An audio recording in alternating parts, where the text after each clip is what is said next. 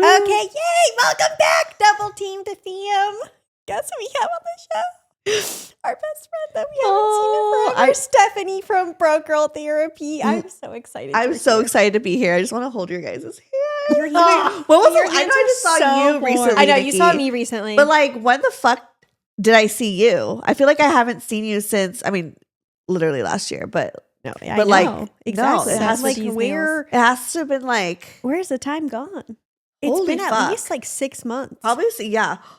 That's like not okay. Because I haven't seen you since I started my new relationship. No, I had no idea you were in a relationship until I just saw you in one. But I felt like on Instagram. Yeah, because or like you would say him. Yeah, because I know that you, Nikki, I remember when you first started your relationship and we were talking about it, and then because we might grab lunch or something. Yeah, we had lunch. I think that was probably the last time we hung out. And then Cammy out of nowhere had a boyfriend, and I was like, what? And I was like, I guess we'll. But I'm pretty sure that was before Cammy met her dude. That's why. Really? Yeah. Wow. Because so the way I got into my relationship went pretty quick. I met him at Splash House. Okay. We had a great day and a half together. What's Splash House? It's a festival that they do in Palm Springs. It's like fun. Yeah, it's pool party. It's poolside. Yeah, pool. Oh, okay, fun.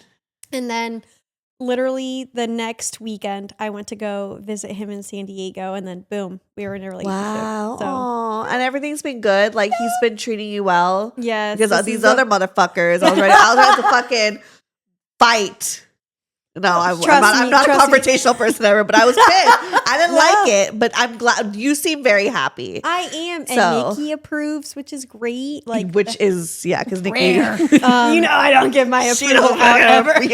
She don't just approve anything. But this is the first time where I see a real future with someone. Yeah, or with him, and he's happy. I'm very grateful, and just, staying positive and seeing where it goes. I am moving to San Diego. What? Yeah, in April. What the fuck? Mm-hmm. Oh my God, I get that face here, so I guess we're announcing that now. Yeah. Oh my God. Wait, this is the first time you just said it on the pod? Is it? I think so. Oh, I thought I had said it before. Yeah. So, but we still want to come back and record at this studio because we love it so much. Yeah, but didn't they just open up a San Diego one? Oh, I got the... okay. So they were okay. So I got that email. I didn't see that email. Okay. Oh wow. But no, this studio is still my favorite. So my boyfriend lives in San Diego, and I thought that basically I came to the conclusion, and even before I met him, I remember it was like sometime around May or June or something like that. I was walking with Nikki and our friend Kate. We were taking a beach stroll after dinner. And I just remember getting this feeling of okay, this time next year, I'm not going to be in LA for whatever reason. I'm not going to be in LA. Yeah, you just felt it. And then I really started to sink into that. And and then I realized I was I feel I'm pretty much my time in LA is coming to a close.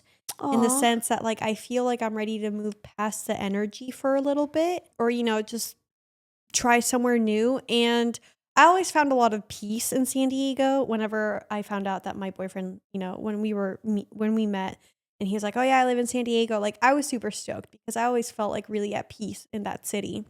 So whenever he and I got together, I was like, okay, well, I don't want to be long distance forever because I don't necessarily like long distance. Right. Thankfully, the way that we make it work has been so great, and it's really, I think worked for us really well. But now I'm ready to be in the same city as him. So so I made the decision to move to San Diego. Oh, I love that. No, San Diego's always been, I felt your safe space. You're always oh, I'm going to San Diego, and it seems like you have a lot of loved ones there. Mm-hmm. It seems like that was always a place you would run to if you wanted to get away from LA. Oh, that's a good point. I hadn't thought about that. Yeah. Actually, I totally forgot about that. Yeah. So I'm excited. But yeah, that's my life update. So and how does he feel about the podcast and you I told him everything the first night I met him. Okay. I have a sex podcast. Yeah. This, that. And he was like, okay, cool. Yeah. He was just chill. I'm good with it. I think we've had a lot of really good conversations around it. Obviously, I'm not gonna go into detail about my past sex life anymore. I'm not, well, this is my decision, not something that he told me, but like, I also don't want to talk about his and I's sex life that much on the pod either. Yeah. Just because that is something that I want to keep like for myself. Yeah. So I don't divulge into the details too much, but yeah. I mean, I feel like I'm kind of like that with me and Brian. Like I talk about it, but I'm not like always like explicitly telling all the details of our sex life. You're not telling, his dick when right. Yeah. Because especially if it's like you're in a serious relationship, you start to really like value those like moments together, you know, that you don't want like the entire world to know. So it's good to have boundaries. Yeah. And, like I want him to feel, respected and considered. Because, he didn't, obviously, like, he accepts my podcast and, like, this level of, openness. But, it's not like, or he's coming into it, something new to him. So, yeah.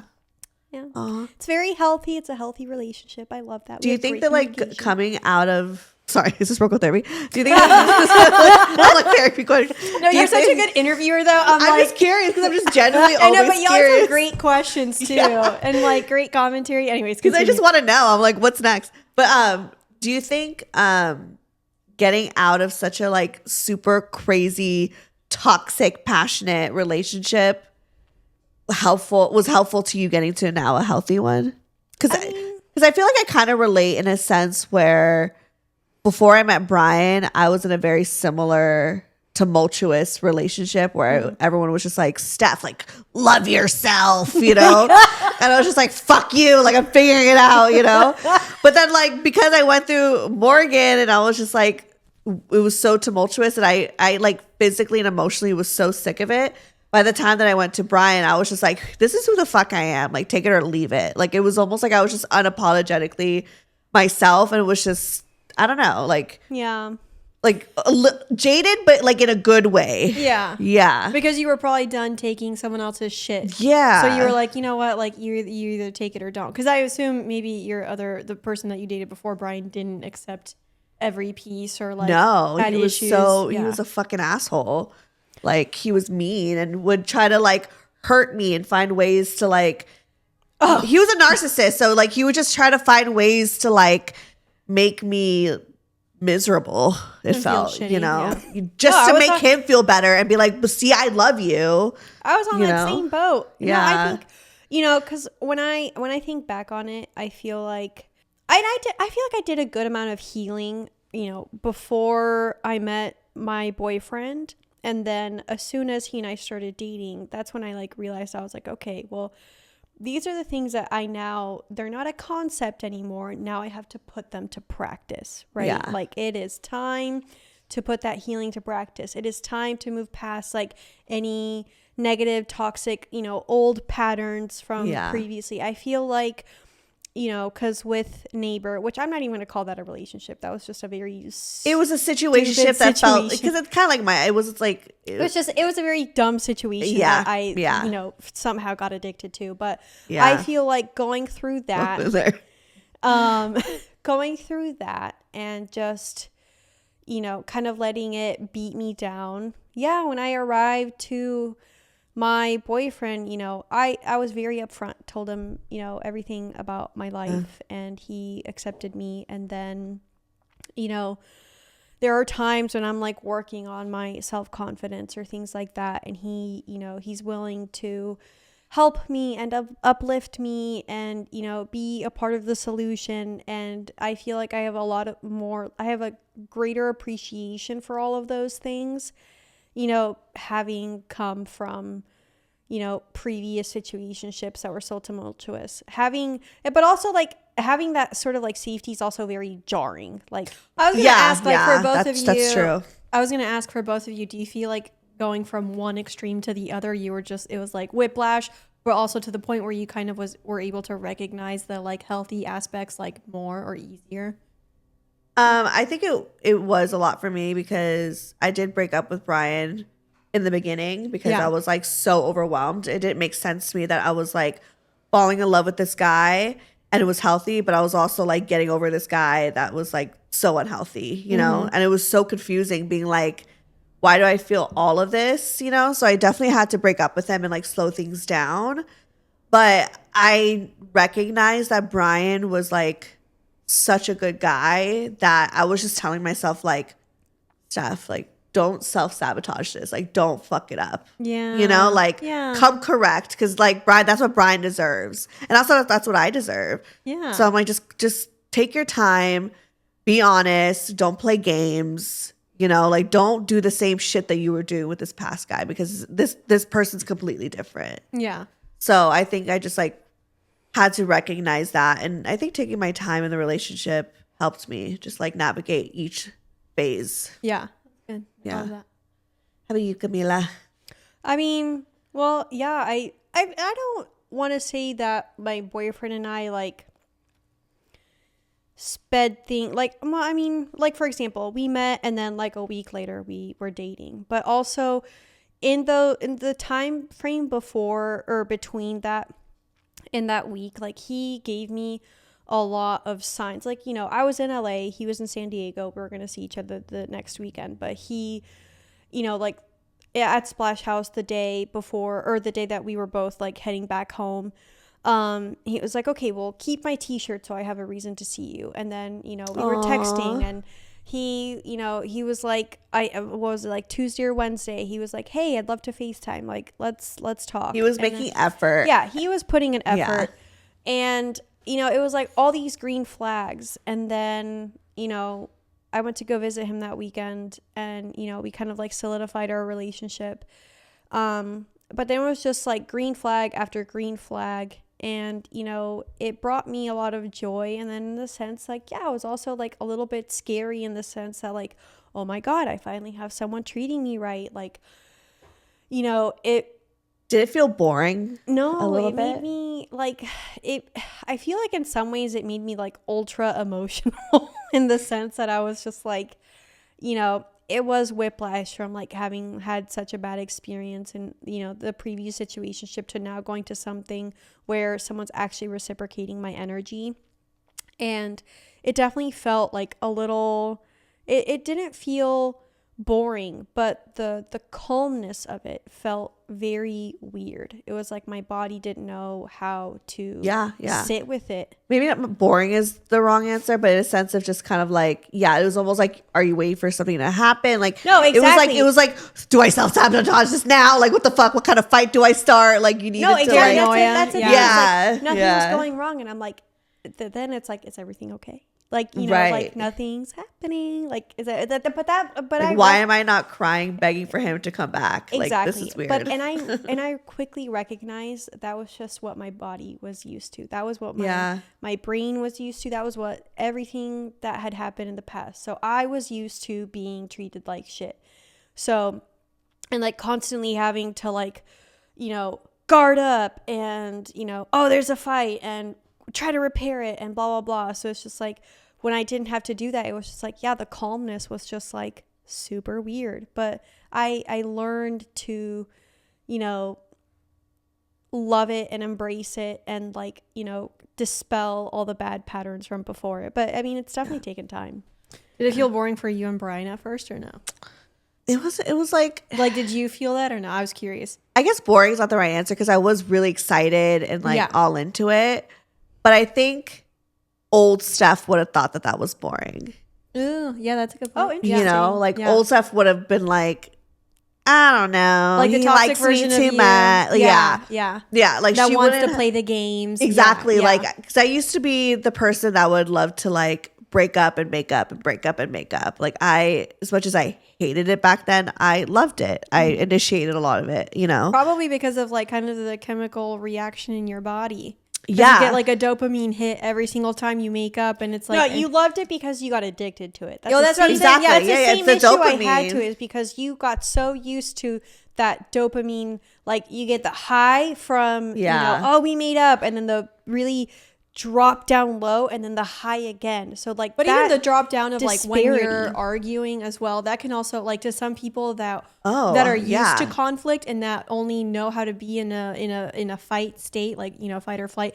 If they're only ever in a fight state, like that feels so normal to them that like they need the conflict in their lives in order to like 1000% feel like everything is like Because then you're if in control of it. Exactly. You're in control of it. Yeah. And especially if you're creating conflict, then you're going to get to a point where you repair it. And like that feels more controllable than just like trusting in peace and stability. Yeah. I just thought of like a random friend that I felt like was a lot like that, but treated our friendship that way. But it's okay. That's a different. Wait, that treated the friendship like. Wait, like the friendship like would have arguments and then. Yeah. Well, she would start fights with me, like very extreme fights. Like this was not just like, I didn't like how you said this. Like it was like, let's fucking fight, bitch. Like meet me out. Like it was intense. Ooh. And if anyone who knows me knows I'm not like that. Yeah, you're not gonna. And she's like blowing up my phone. This was a few years ago, but she was, blow up my phone. She would, and for me, I'm like, okay, I need to take a minute to process like everything right now. Like she's so extreme. Yeah. But I really, and then she was just like, stop wanting to be friends with me, which is fine. But I've realized reflecting towards everything, she was like this with everyone. Yeah. And I recognized it. And so I wasn't surprised when it happened to me because I felt like she just sabotaged every relationship. A friendship, like romantic, like coworkers, even to like clients, because she was a hairstylist. So like she would even sabotage those, the good clients too. And I'm like, girl, but damn, she just did that. That was her thing. And I think it's because she just did not know how to be loved. And the way that she felt loved is if you like fought for her. Oh, that makes me really sad for her. Because it makes me sad comes for from her. childhood too. Because that especially does stem from childhood. Yeah, if you have a lot of fights with your parents, but then you're used to like fight and make up, then you think that that's how a normal relationship is supposed to go. And actually, growing up, like our parents had a lot of arguments, and we saw all of it all the time. And they would fight and make up and fight and make up, and we were very used to it. And like when I first got in my relationship, the one that I'm, my relationship now, actually not even when we first got together. No, I wouldn't say when we first got together because that was like, and we're still kind of in the honeymoon stage. But once we started like having problems. Yeah, arguments. Or conflict. Or once we started like having any like little arguments or whatever, like as soon as it was done, and we would like repair it or whatever, it almost, and I caught myself doing this, and then I had to like, and I'm still working on like being very good about not doing this anymore, but I caught myself doing this. Then I'd be like, okay, where's the next argument? Where's the next little thing that needs to become an issue? Because you start getting in that cycle. When I think about when our parents used to fight, there were very few days in between the next argument. So I was used to just like that roller coaster, and that's what I saw.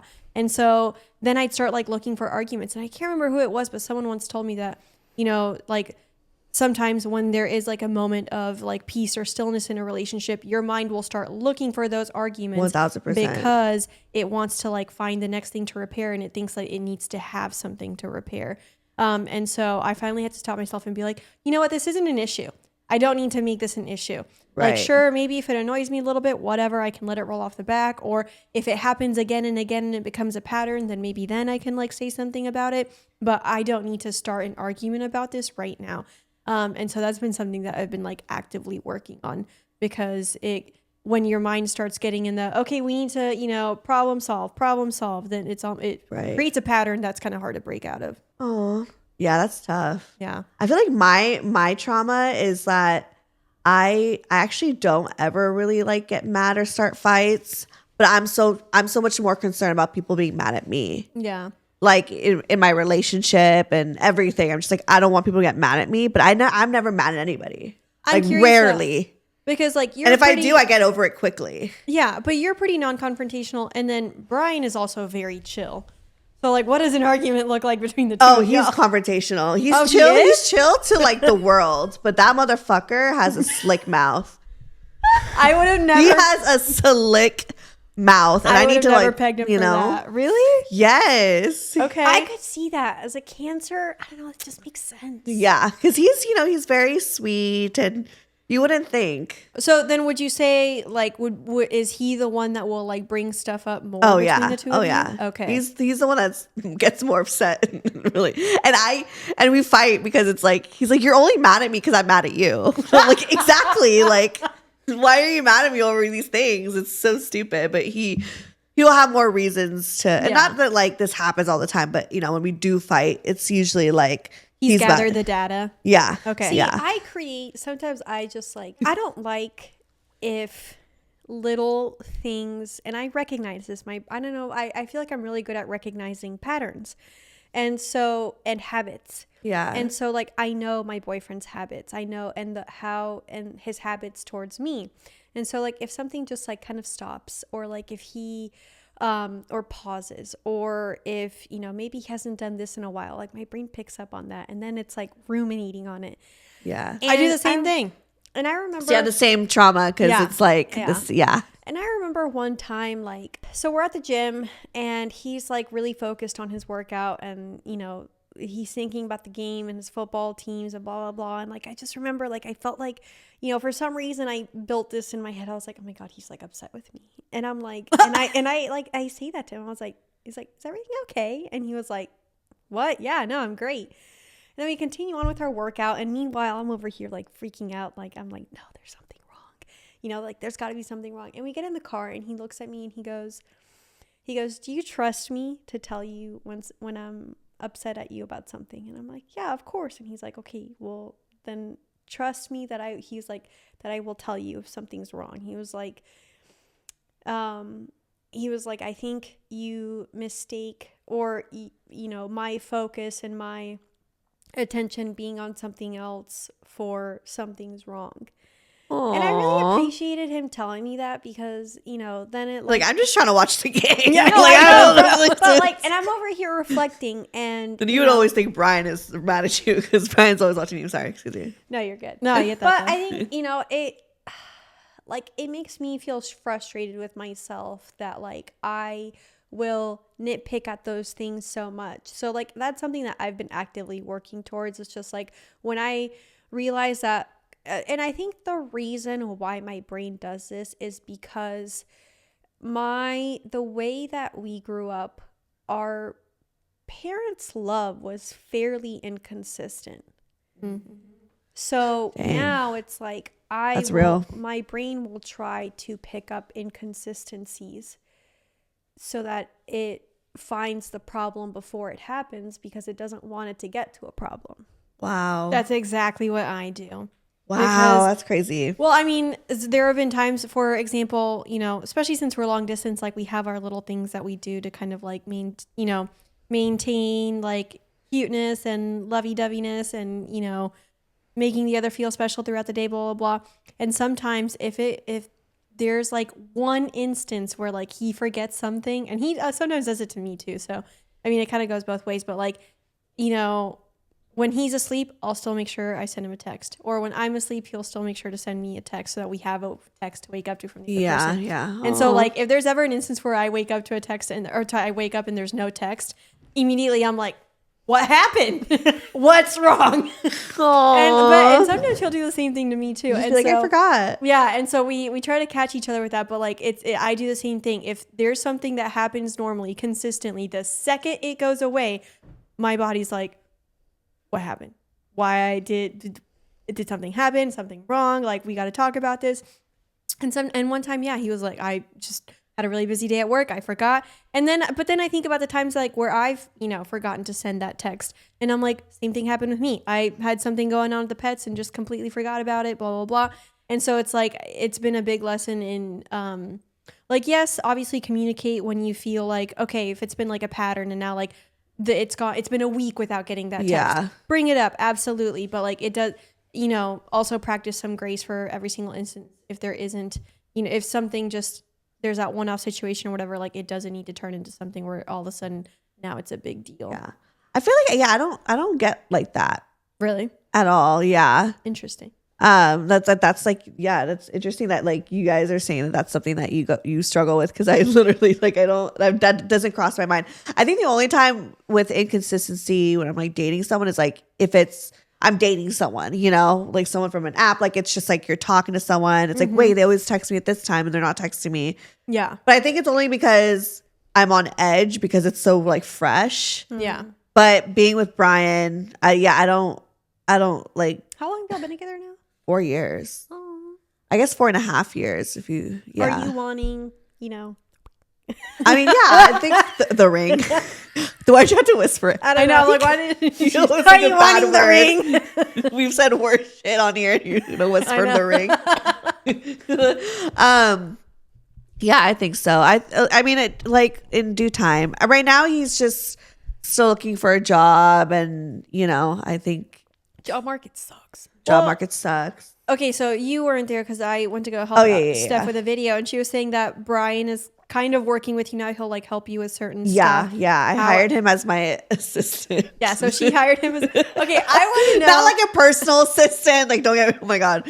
I know, but still, like, I thought that was such an interesting dynamic. Like, especially because, like, I know it can, you know, even Camilla Yeah. and I have a hard time working together sometimes. Yeah, Like, it yeah. changes your relationship For when you sure. bring in like the money or business aspect of something. So I'm very curious how that's going. I mean, it's still very new, and But, like, what conversations did y'all have leading up to it? I want to know. it was That's just me very being much nosy. well, because yeah, I know, right? Because I was hesitant at first because it's just like, you know, I don't want to like mesh everything too soon, Yeah. or like just, you know, yeah, like it could get complicated, of course. Right now, I feel like the client that he's helping me with is still very new, so I'm really getting to know them, and he's just kind of been like, okay, if I'm like piled in with stuff, like he'll do the stuff that I can't get to. But it's still really new. But so far it's been fine. I know that he kind of gets annoyed at me sometimes because he'll be like, I didn't understand your vision here.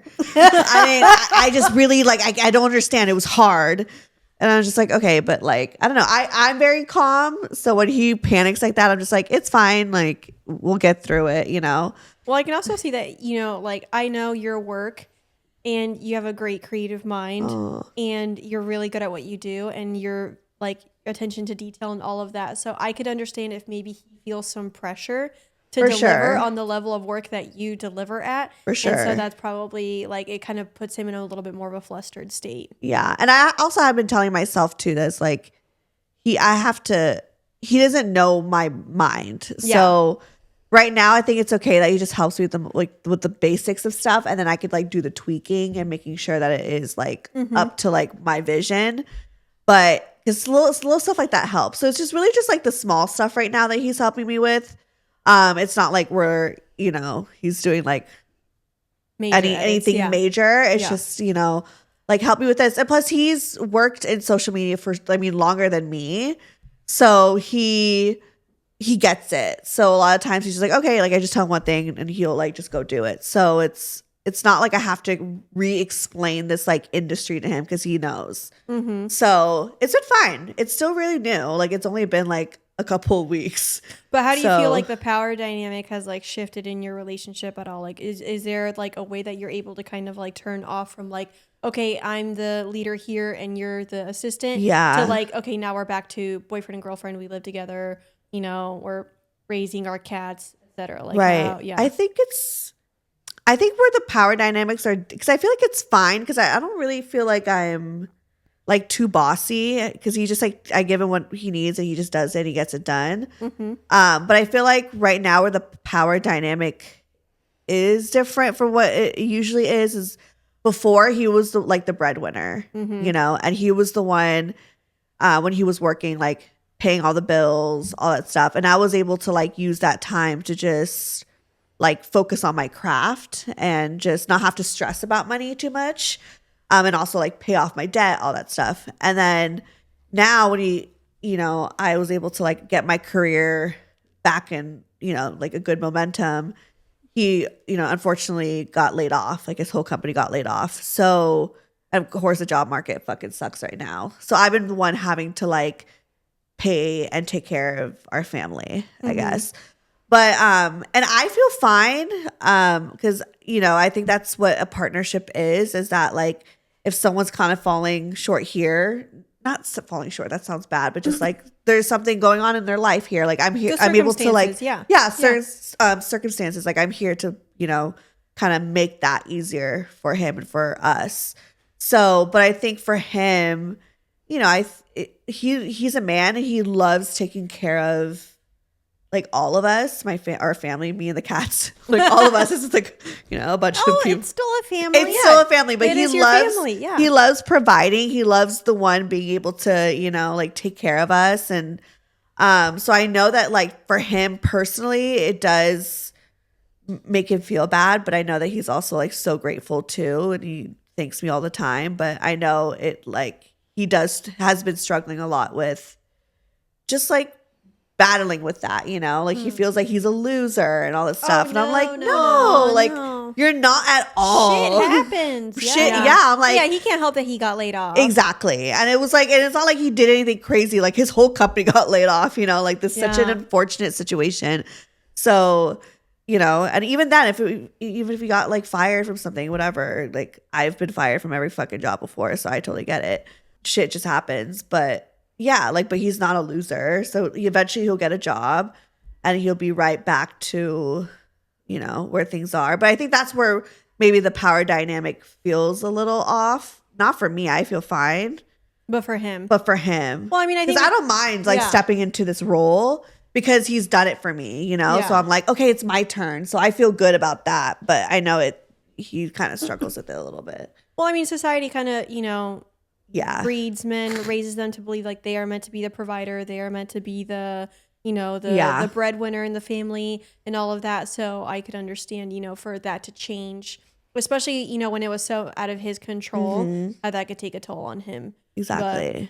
But I don't know. I mean, I remember like in my first marriage, your old marriage, back in the day, in my first marriage, you know, in the beginning, he was the breadwinner. Yeah. And then I think it was like by the time we were maybe 3-4 years into our relationship, it flip flopped, and then I was the breadwinner. Yeah. And he was fucking fine with it. Yeah. You know?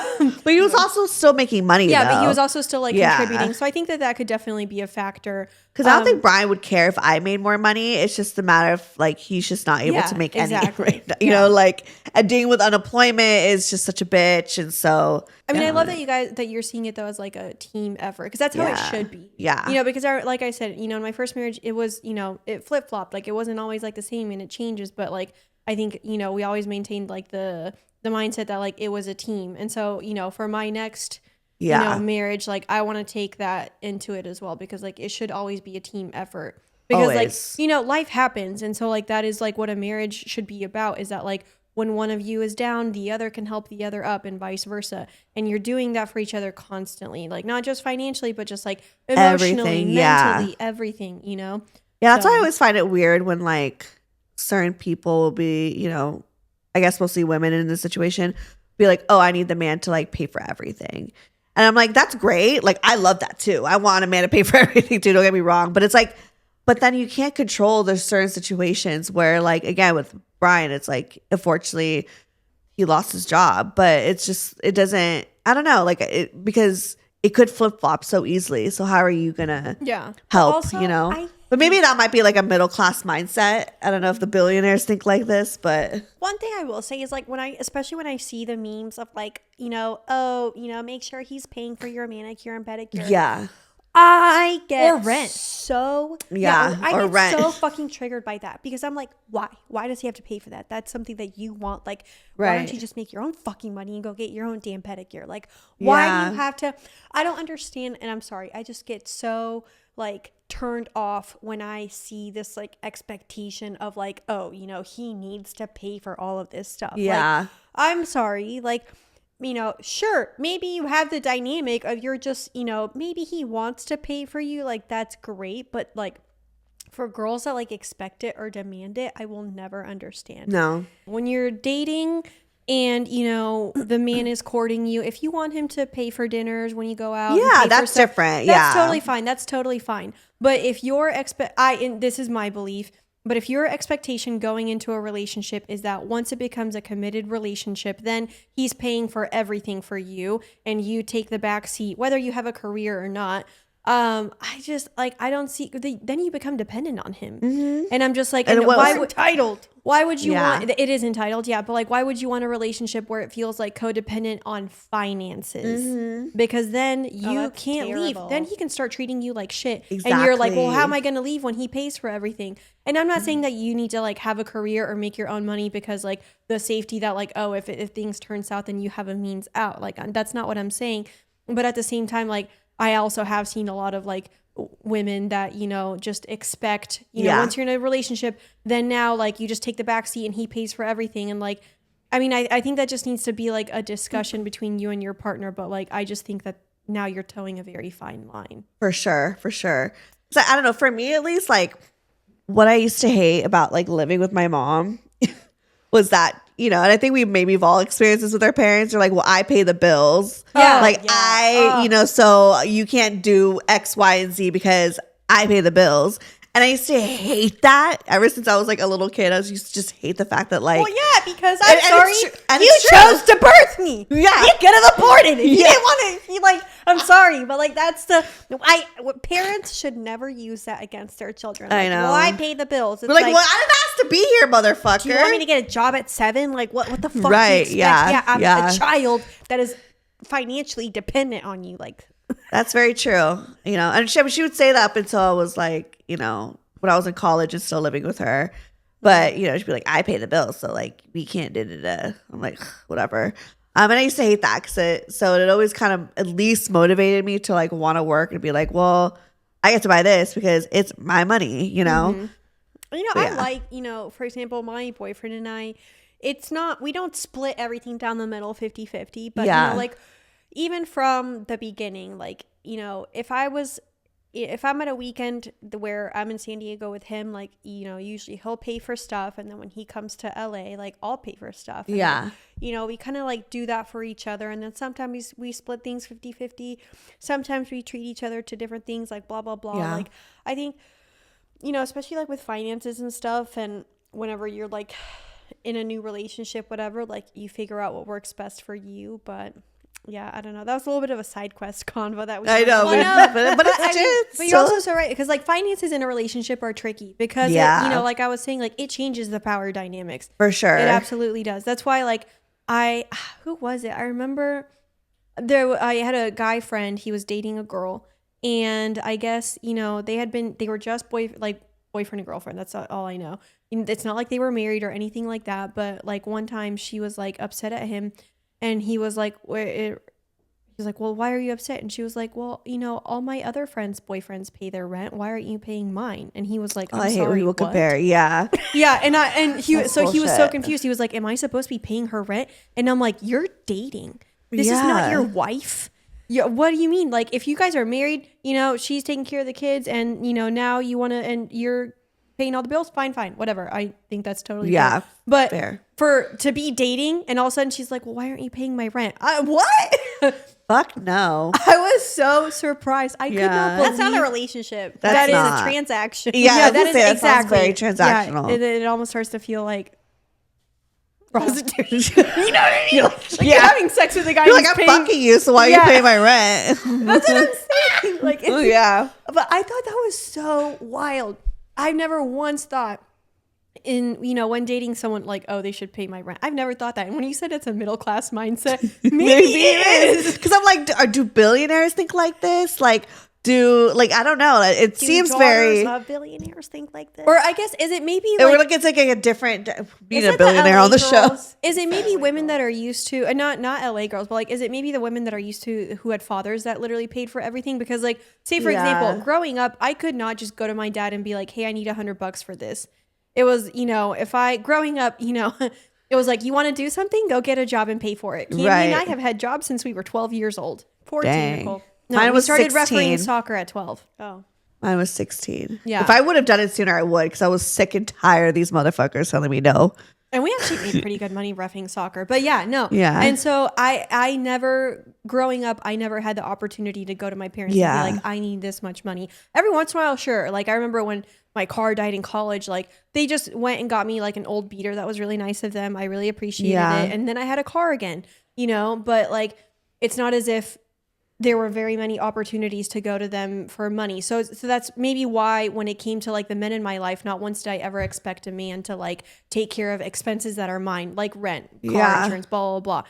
And so that was just a very wild concept to hear of someone being like, oh, well, we're dating now. Why aren't you paying my rent? Could you imagine? That's crazy. You know, going up to your boyfriend and be like, here's my car bill. Here's my rent. Like, see, I actually had a rich boyfriend for 5 years, my high school boyfriend, because my parents weren't like, we weren't poor, but we were like, my parents are still immigrants, you know, so they're still like building their career. They made, you know, was it like middle class? Yeah, like I felt like that's how we were. Yeah. But he was maybe more like upper middle class. And like had a nice car, all, you know, they had all the nice things, but he like paid for everything. And that wasn't an expectation that I had, but it was just kind of like, he just did it. Like he got me a laptop, paid for a semester of school, like take me shopping, get my nails done. Like, but did he offer all of that? Yeah, or his parents would. And see, that's what I'm saying. I think there's a difference between like if they offer, like if you start dating someone and sure your boyfriend wants to be like, can I pay your rent? Absolutely, right? No problem. I'm gonna say yes. Yeah. I'm gonna say yes, but I'm not gonna ask you. Exactly, that's what I'm saying. But I'm not gonna go up to you and suddenly now we're dating and the expectation is you're gonna pay my rent. Like, that's ridiculous. So I mean, that's nice that he like offered all those things and was a provider and took care of you and all of that, but I think it shows a lot that you never expected that. No, but then when I didn't, but then I feel like towards the end, it was just kind of like, I was so used to it. So it was just like, you know, like he was just doing it to the point where I mean, it was so long ago, but I remember like just brief arguments of him being like, you're so ungrateful. Maybe it was probably deeper than that. I don't even know. But anyway, so after we broke up, I realized like, oh shit, like I'm broke. Like what the fuck? Like I can't just go to sushi 3 times a week. What do you mean? Like I can just go out to eat and go shopping and buy whatever I want. Like what? But did he ever like hang it over your head? Like for example, if you had an you had an issue emotionally, or if you like say for example he did something that upset you and you were like, oh my god, what the fuck, you upset me. Was he all of a sudden like, but I pay your fucking rent, you know, like he would do it more so, or I paid for your nails, whatever. You know? He wouldn't do it all the time, but he did it when, I mean, it's like maybe he had the right, I don't know. So of course we were like dating from 15 to 20 years old, and around like 19 to 20 years old, I started having like a wandering eye, you know? So I would always get crushes on guys. So I did the thing, like I said, I'd break up, come back, break up, come back. And I was definitely playing games and was like very, because he was willing to be like, oh yeah, like we could get married, do the thing, settle down right away. But I was always a little bit more free spirited and had curiosities about other men. So towards the end would just be like, I've given you everything and this is how you treat me. So, which is like kind of fair, you know, because yes and no, it's just kind of like, well, you didn't have to do any of those things, but it's also kind of like, well, damn, yeah, he kind of, not even just financially, but everything was there. But I just was like, oh, I have a crush on this guy from Coffee Bean, you know, it was stupid. Well, you were young. 19. Yeah, I was young, but back then everything seemed so much more serious. But in hindsight, you're just like, that's okay. You were 20. Like you didn't know, you know? That's interesting. Yeah. But see, that I guess that would always be my worry in a relationship, like where there is a power dynamic related to money. That like at some point or another, like you're not allowed to have an emotional response because they're paying for all your shit. And then as soon as you're like, oh well, now I'm upset at you, they're like, well, I pay for everything. And then it's like, then where do you go from there? Because if that's going to be their mindset, how are you going to get them to realize that like just because they pay for stuff doesn't mean all of a sudden they can treat you however they want to treat you. Yeah. Thankfully, me and Brian never had that issue. Even when he was paying for everything, he never put that up on me. Except one time, maybe. Oh. Because it's when we first moved into our apartment and like the master bedroom. Well, the bedrooms are kind of similar, but one room had a bigger closet. Yeah. And I wanted my studio and my room to be the bigger closet because I have more stuff. Makes sense? Yeah. I'm a woman. And plus I have a studio and, you know. But he was like paying for like majority of the space, I guess, or majority of the rent at that time.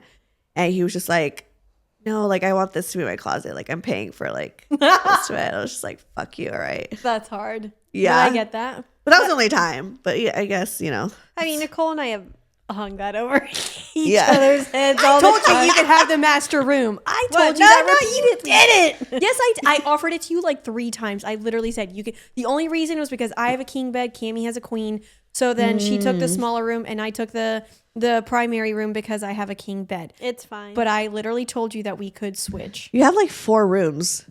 You could just like find another one maybe. Like Well, I didn't want our rooms to be on the same floor. why? Yeah. Oh, for Well, Yeah. just like for privacy. Oh, yeah. okay. Just- I was like, yeah, for- because sometimes like I don't even want Cammie to know when I'm masturbating. So Oh yeah.